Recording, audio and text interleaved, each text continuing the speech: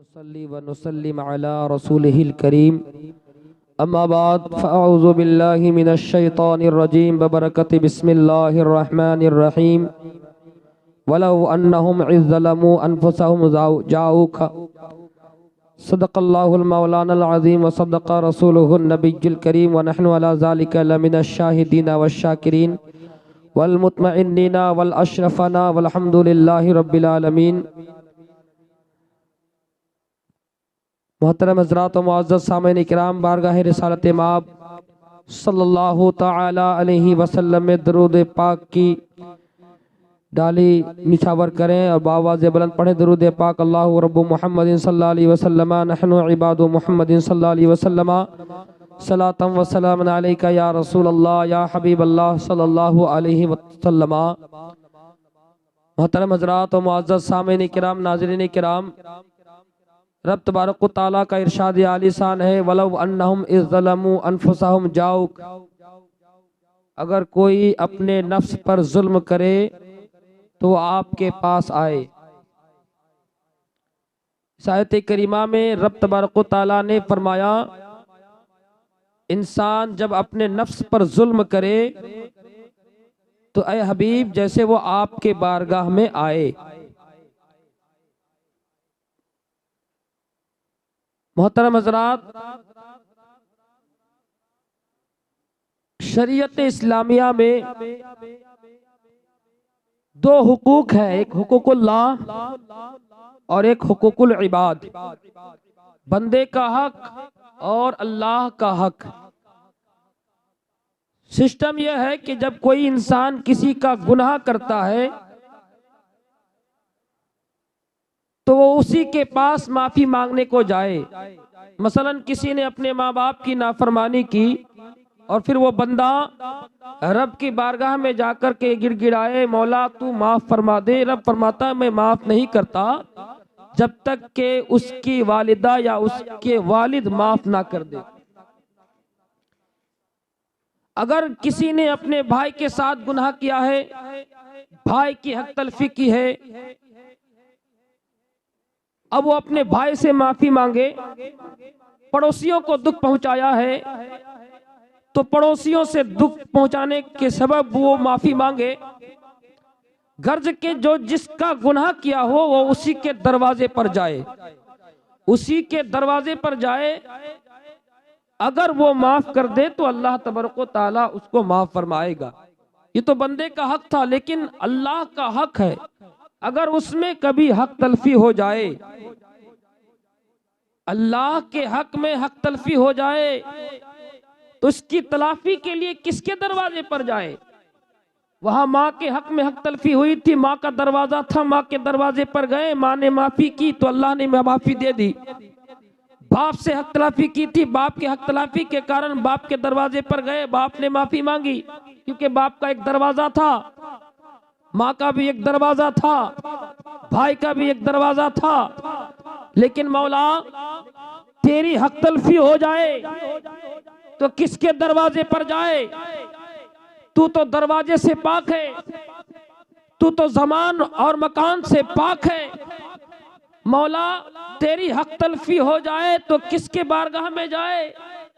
تو رب تبارک و تعالیٰ نے ارشاد فرمایا وَلَوْ أَنَّهُمْ إِذْ ظَلَمُوا أَنفُسَهُمْ جَاءُوكَ، اگر کوئی اپنے نفس پر ظلم کرے، یعنی رب تبارک و تعالیٰ کے تعلق سے، کوئی عبادت کے تعلق سے حق تلفی کرے تو اے حبیب جیسے وہ آپ کی بارگاہ میں جائے، بے شک ماں سے معافی مانگنے کے لیے ماں کا دروازہ جانا ضروری تھا، باپ سے معافی مانگنے کے لیے باپ کا دروازہ جانا ضروری تھا، بھائی سے معافی مانگنے کے لیے بھائی کا دروازہ جانا ضروری تھا، لیکن رب سے معافی مانگنے کے لیے کس کے دروازے پہ جائے؟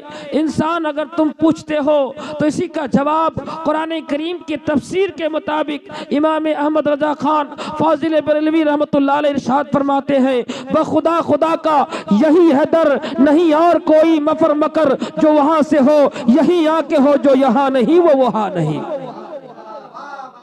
محترم حضرات و معزز سامعین کرام، صاف ارشاد ہو گیا کہ اگر کسی کو رب سے معافی مانگنی ہے تو وہ دربار رسول میں حاضری دے، روضہ رسول میں حاضری دے۔ اگر اللہ کے رسول مان گئے تو خدا فرماتا ہے کہ رسول کے ماننے سے ہم بھی مان جائیں گے اور ہم بھی تمہیں معاف کر دیں گے۔ محترم حضرات و معزز سامعین کرام، اس سے کیا پتا چلا کہ اللہ تبارک و تعالیٰ نے اپنے نبی کو اختیار دیا ہے، مختار بنایا ہے، مجبور نہیں بنایا۔ اور اس اختیار کا پتہ چلتا ہے، آج دنیا میں کہتے ہیں لوگ کہ نبی کچھ نہیں کر سکتے، نبی یہ دے نہیں سکتے، نبی وہ دے نہیں سکتے۔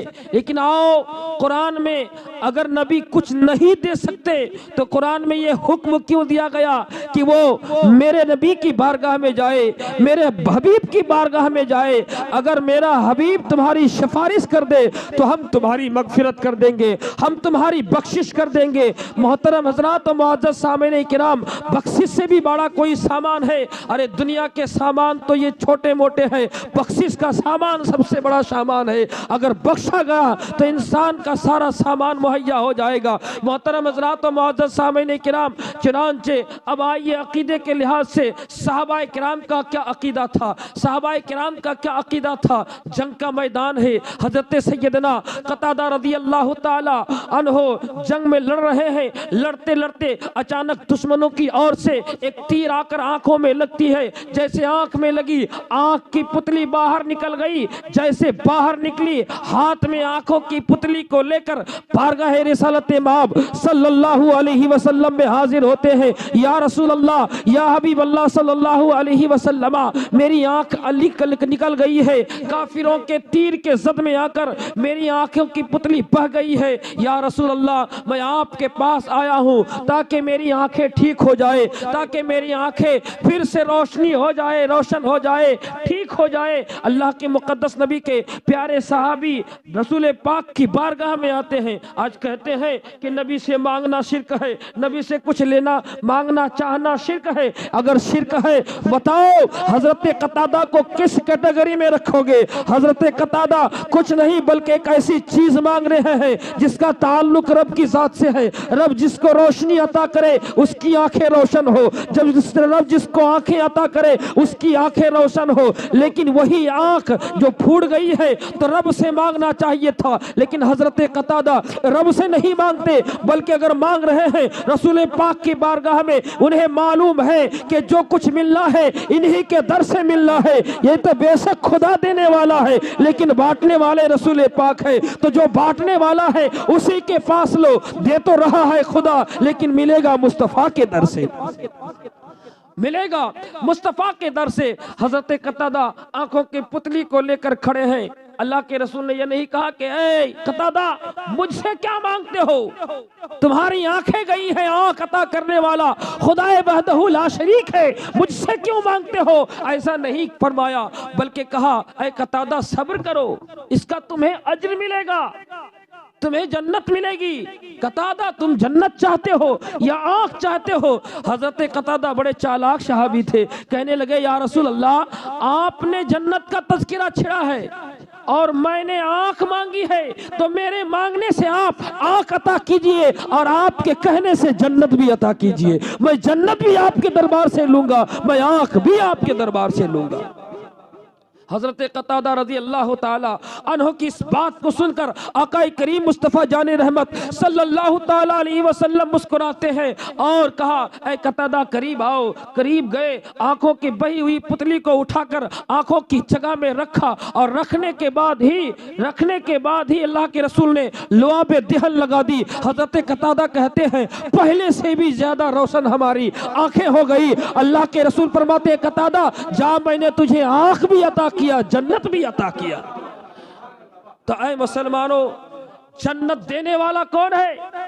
خالق جنت تو رب ذوالجلال ہے، جنت کا پیدا فرمانے والا، جنت کا مالک حقیقی رب ذوالجلال ہے، لیکن دینے والے مصطفیٰ ہے۔ یہ اس حدیث کی تفسیر ہے کہ اللہ کے رسول نے فرمایا تھا واللہ یوتی وانا قاسم، اللہ عطا کرنے والا میں بانٹنے والا ہوں۔